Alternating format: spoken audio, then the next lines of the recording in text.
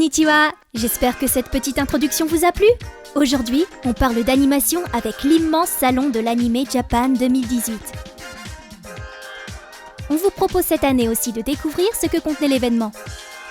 C'est surtout l'occasion de passer en revue les animés disponibles et à venir. Mehdi commencera la visite de l'événement par le stand d'Aniplex. Après un bon mois de présentation d'arcade, il est temps de parler d'animation avec l'Anime Japan 2018, l'énorme salon sur l'animation qui a lieu une fois par an au Tokyo Big Sight pendant 2 jours pour le grand public. J'en parle chaque année depuis sa création et pour ceux qui nous suivent, vous savez qu'on retrouve les grands qui participent à la création des animés japonais. Éditeurs, distributeurs, studios d'animation, chaînes de télé, agences de pub, écoles, présentations de technologies autour de l'animation. C'est aussi un énorme marché de produits dérivés, figurines, peluches, toutes sortes de goodies, dont pour certains uniquement disponibles lors de cet événement. Et beaucoup de cosplayers participent à cet événement. Voilà, je pense que j'ai bien résumé la chose. Comme ça, je n'ai plus qu'à recycler ce passage pour les années à venir. Et oui, j'ai un peu l'impression de me répéter chaque année. Donc si vous voulez une présentation générale de cet événement, eh bien je vous propose de regarder les émissions passées. Car aujourd'hui, on va se concentrer sur le stand le plus chargé du salon, le stand d'Aniplex. Un stand en forme de musée avec des piliers et un tapis rouge. Mais rentrons immédiatement tout en jetant un œil sur les portraits qui décorent l'entrée.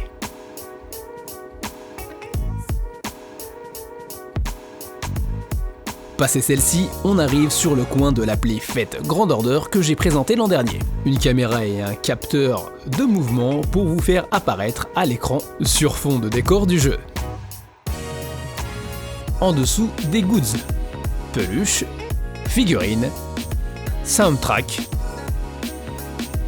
et 2 montres Seiko à l'image de Mash et de Altria. À côté encore du Fête, avec l'animé Fête Extra Last Encore, en diffusion depuis fin janvier au Japon, réalisé par les studios Shaft, un anime dont l'influence de Fête Grand Order est indéniable au niveau du caractère design.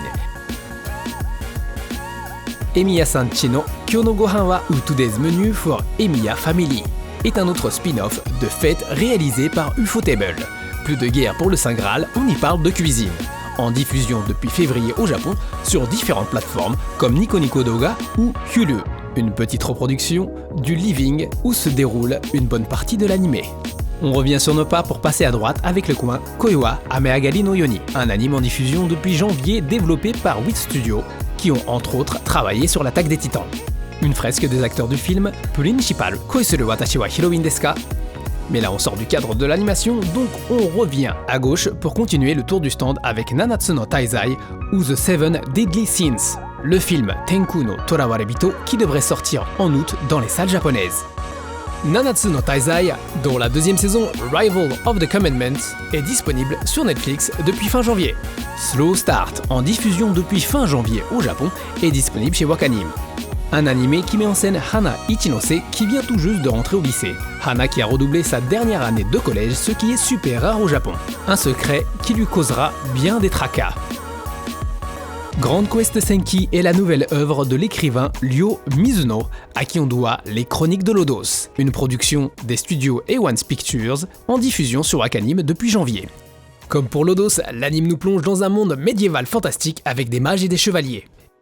On entre maintenant dans le 2e couloir du musée, et on commence avec le coin Darling in the Franxx, un gros anime de cet hiver en diffusion depuis janvier, disponible chez Crunchyroll.fr. Une œuvre originale qui est le résultat de la collaboration des studios Trigger et A1 Pictures. L'histoire se déroule dans un futur où la Terre est dévastée et le genre humain doit vivre dans des forteresses ambulantes. Des forteresses protégées par des mechas nommés Franxx. Les Franxx nécessitent un couple garçon et fille pour fonctionner. Seul un nombre restreint d'adolescents ont le pouvoir de les piloter. Voici le cosplay d'un des personnages emblématiques de la série, Zero Tsu.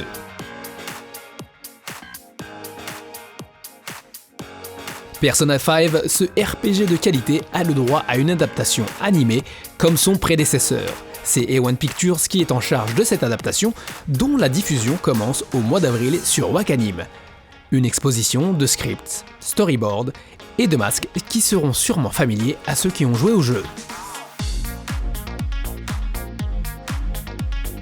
Otaku ni Koi wa Muzukashi, un autre animé produit par A1 Pictures dont la diffusion commence en avril au Japon. Une romance pas simple entre Narumi, une otaku de manga et autres cosplay, et Hirotaka, un mordu de jeux vidéo. Toujours pour avril, Sword Art Online Alternative Gun-Gen Online, un animé réalisé par les studios 3 Hz, qui reprend l'univers de Gun-Gen Online mais avec d'autres protagonistes. Kohirui Maki Karen, une jeune étudiante qui avec son 1m83 a du mal à se faire des amis dans le monde réel. Mais dans le VR MMO Gun-Gen Online, son avatar Len fait moins de 1m50 et est habillé tout en rose. Même son flingue, le P90, qu'elle appelle Pichan, est de cette couleur. Ici le cosplay de Fukajiro, un autre perso de la série qui utilise un lance-grenade. Le manga Hataraku Saibo a le droit à une adaptation animée qui devrait débarquer en août à la télé japonaise. Réalisé par David Productions, cet animé raconte l'histoire des cellules du corps qui travaillent sans cesse. Les cellules sont représentées par des êtres humains. Cela fait penser un peu à la série Il était une fois la vie, une réalisation entre autres franco-japonaise diffusée en 1987. On passe au mur d'en face avec le coin Fate Prototype Fragments of Sky Silver, qui présente des CD dramas que l'on pouvait écouter en partie. Fate Apocrypha, dont les 2 coffrets en série limitée viennent tout juste de sortir. Un événement appelé Epilogue Event sera organisé le 28 et le 29 avril à Tokyo, au Grand Central Tower de Shinagawa. Au programme exposition, animation sur scène et vente de goods. Fate Grand Order The Stage est un spectacle qui fut représenté l'an dernier. Il est désormais disponible en Blu-ray et DVD au Japon. Le coin du film Fate Stay Nights Heaven's Feel, qui exposait le coffret du Blu-ray et DVD qui sera mis en vente à partir du 9 mai au Japon. Vraiment, Fate, ce n'est pas ce qui manque sur ce stand. On passe au 3e couloir du stand qui commence avec la série Monogatari pour l'annonce de la réalisation d'une nouvelle série d'animés pour 2018, Zoku Owari Monogatari, ce qui veut dire littéralement la suite de la fin de l'histoire. Moi je commence vraiment à m'embrouiller avec tous les noms de cette série, mais en gros, la série Monogatari, ça continue. La série animée Natsume Yuujinshō fête ses 10 ans, et pour marquer le coup, un épisode original sera disponible dans les salles japonaises à partir de septembre. Devilman fait partie de ces grosses séries qui ont marqué l'histoire du manga japonais. Réalisé par les studios Science Saru, Devil Cry Baby est en diffusion sur Netflix depuis janvier 2018. Pour décorer le stand, des planches d'animation, des illustrations et une figurine impressionnante. Je sais même pas si je peux appeler ça une figurine. Ici encore, on pouvait écouter les soundtracks. Un espace Gintama pour présenter le Blu-ray et DVD Gintama Perori-hen, dont le 4e volet est prévu pour le 25 avril au Japon. Un événement est prévu pour le 24 juin sur Ginza Tokyo, auquel pourront participer les acheteurs du premier Blu-ray ou DVD. Il faut au préalable s'inscrire sur un site avant le 30 avril pour pouvoir être tiré au sort afin d'y participer. Un coin décoré de sakura. Après l'adaptation cinématographique du roman Kimi no Suizo Tabetai, celui-ci a le droit à une adaptation animée. Il devrait être diffusé dans les salles de cinéma japonaises pour le 1er septembre. On passe au mur d'en face. Nanabu no Niju ni, ou 22/27. C'est un groupe de 8 idoles virtuelles. Un projet en collaboration avec Aniplex et Sony Music, et pour producteur Yasushi Akimoto, à qui l'on doit le fameux groupe d'idoles AKB48. Elles viennent tout juste de lancer leur 2e single appuyé d'un clip vidéo, Shampoo no Niyoi ga shita, ce qui veut dire en gros j'ai senti l'odeur du shampoing. Enfin bref, le clip est dispo sur YouTube.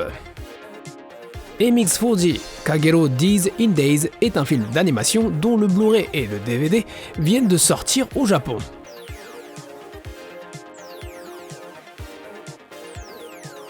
Real Life, dont le dernier Blu-ray et DVD vient de sortir. L'anime sera aussi disponible sur Amazon Prime au Japon. J'ai au passage bien aimé le concept de cet anime. Encore du Sword Art Online avec Project Alicization, dont l'anime est prévu pour octobre 2018. Banana Fish est un célèbre manga édité de 1985 à 1994. Une adaptation animée devrait être diffusée à partir de juillet 2018 au Japon. Si l'anime est à l'auteur du manga, il ne devrait pas passer inaperçu.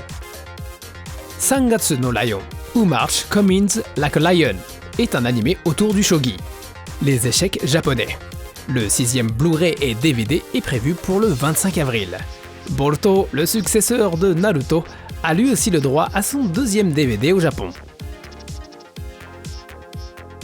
Uchiage Hanabi, shita kara miru ka, yoko kara miru ka, ou Fireworks, should we see it from the side or the bottom? La misère, les titres à rallonge en 2 langues, je vous jure. Enfin bref, le Blu-ray et DVD sont prévus pour le 18 avril au Japon. Yuragiso no Yuna-san est un manga publié dans l'hebdomadaire Shonen Jump, ce qui est généralement une référence. L'adaptation animée est prévue pour été 2018. Nous voici devant l'aile de gauche avec Kato Megumi de Saenai Kanojo no Sodatekata pour nous accueillir. Saenai Kanojo no Sodatekata, dont un film est en cours de préparation. Ici encore, exposition de goods et Blu-ray. Allez, on accélère la cadence. Okiko Furi Kabute qui a sorti un coffret Blu-ray de 38 épisodes. Une adaptation du manga Seishun Butayaro wa Banigar Senpai no Yume o Minae, une série animée prévue pour octobre 2018. Inuyashiki qui a sorti un 2e coffret Blu-ray et DVD.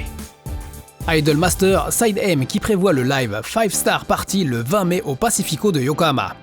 Un événement Itsudate Bokura no Koi wa 10 cm Data prévu pour le 14 juillet au Maihama Amphithéâtre. Entre ces différentes annonces, je retiens surtout City Hunter. Cette série, connue sous le nom de Nicky Larson en France, sera de retour dans les salles de cinéma avec un long métrage d'animation pour printemps 2019. Allez, direction l'aile droite du stand pour un coin qui présente des jeux pour smartphone avec Kilala Fantasia, un RPG qui rassemble des héroïnes de différentes séries. Avec cette Kilala probablement proche de la taille réelle, tout en Lego. C'est tout de même impressionnant la masse de travail pour mettre en place un stand de cette envergure. C'est bien Araragi en SD pour le puzzle game avec les persos de Bakemonogatari Puku Puku prévu pour été 2018 pour smartphone au Japon. Un coin pour le jeu de rythme Band Yarose. Et enfin un coin pour l'appli Magia Lekuodo Mahou Shoujo Madoka Magica Gaiden. Ouh, qu'est-ce que c'est dur à prononcer.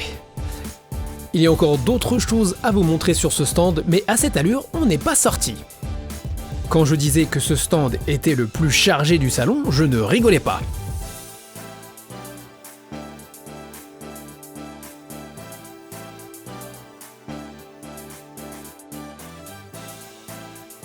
On finit notre visite sur le coin qui exposait des goods, histoire de vous faire baver. Merci d'avoir regardé l'émission jusqu'au bout et à très bientôt sur Netageo. Soredewa, sayonara!